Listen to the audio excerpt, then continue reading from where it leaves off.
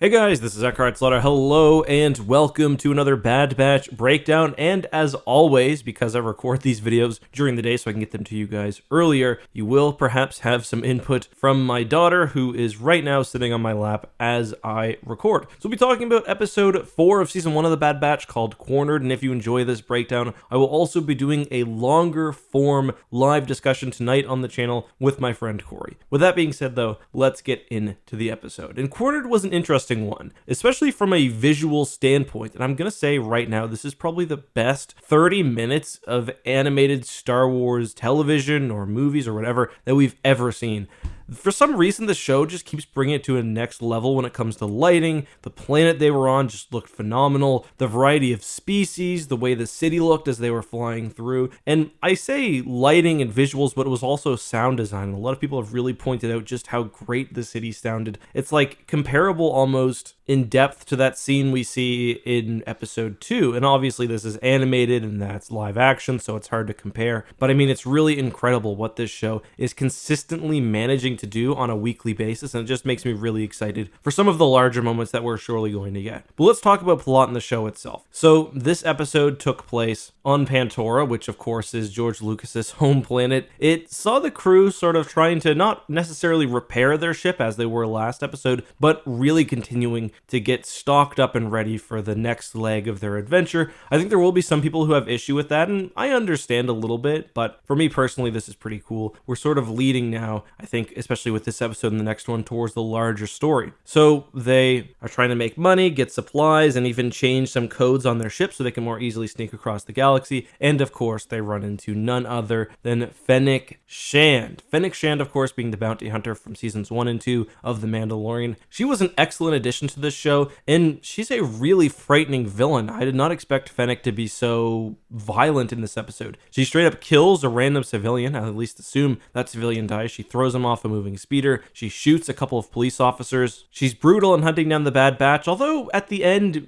she's not a stereotypical villain because she doesn't kill the hangar manager out of anger, so that was kind of nice to see. And of course, she does save Omega, so definitely complex there, but also we see a different side to the character for sure than we get in The Mandalorian, where, and I assume in the Book of Boba Fett, where she's going to be essentially a protagonist. Here, she's definitely an enemy, and an enemy, I think, who will appear throughout this show. One thing that's interesting, too, is Fennec Shand goes out of her way to not talk about who her employers are. We know she's speaking to someone through a comm link, we don't know who, and I think you're supposed to assume that it's the Empire, but upon further consideration, it's definitely not. I don't think the Empire fully understands how important Omega is, and I think, especially when you look at last episode and take that context, it's almost certainly the Kaminoans who have hired Fennec Shand. We know that the Kaminoans like to use bounty hunters. We know that the Empire has their own little hit squad following them anyway. So at this point, the Bad Batch now most likely has 2 armed enemies chasing them across the galaxy. So that'll be interesting.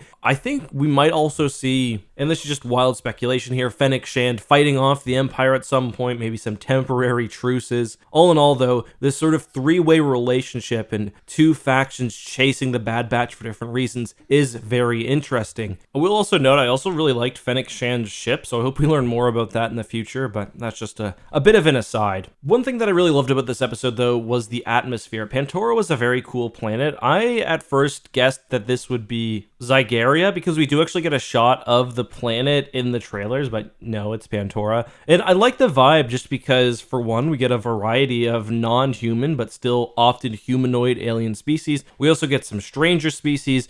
We're in the point where it's just at the end of the Clone Wars, so we're in that interesting transition point where people are still pretty hyped about the war being over, but they don't quite realize the full kind of authoritarian regime that the Empire has transformed into. And then again, as I described visually, the planet was just very interesting from a lighting standpoint, something very unique there. I liked seeing some of the local police officers, and probably my favorite part of the episode, and one that a lot of people I know liked as well, was Echo being sold. The Bad Batch is trying to go incognito, so Echo dresses up as a droid. He's got his full faceplate on, and to make extra money, Hunter sells him to a vendor with the idea that Echo will just escape later on. Of course, that's what he does. But we also get a really fun scene where the droids are helping to quickly put together the ship after some of the codes have been scrambled, and we get introduced to probably one of my favorite new droids, and that is Clink. He's sort of like an astromech, but with legs and arms. He's absolutely adorable. He's really cool. And there's a bit at the end of the series, or the end of the episode, I should say, where it almost looked like some of the droids were going to hop on and join the Bad Batch. And I would have loved Clink to become a permanent member of the crew. We already have Gonky, who's, well, the Gonk droid. We see him a few times in this episode. He's actually kind of cool as a sort of secondary member of the group. And I just think that having droids, even just droids in the background, adds a lot of personality. But anyway, the final thing I wanted to talk about was action, and Fennec Shand is incredibly dangerous in this episode, and the action scenes we get are very well choreographed and very smooth, especially compared to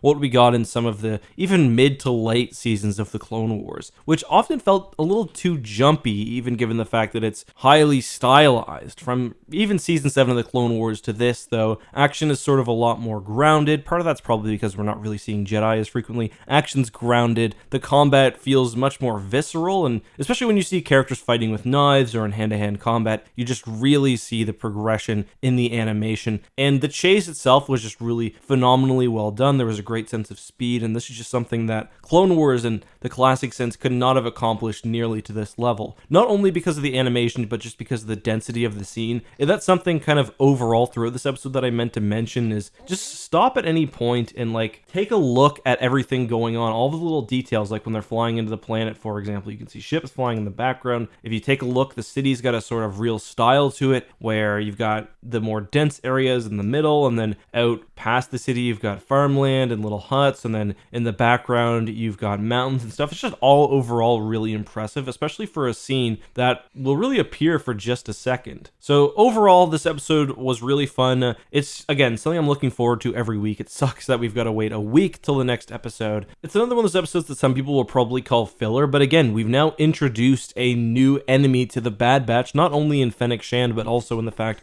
that there are bounties after the Bad Batch, and Omega specifically, and of course we've gotten a further development of the Bad Batch and Omega, specifically Wrecker, who once again I think has really started to win a lot of people over. He's a lot less stereotypical now, or just an action hero stand-in, and he's shown some real heart. But guys, that's all I have for today. Again, we will do a further discussion of not only this episode, but also episode 3 tonight. We'll probably go live at about 7:30 Eastern time. I'll schedule that later. Until next time though, guys, have a good one. Be safe, and may the Force be with you.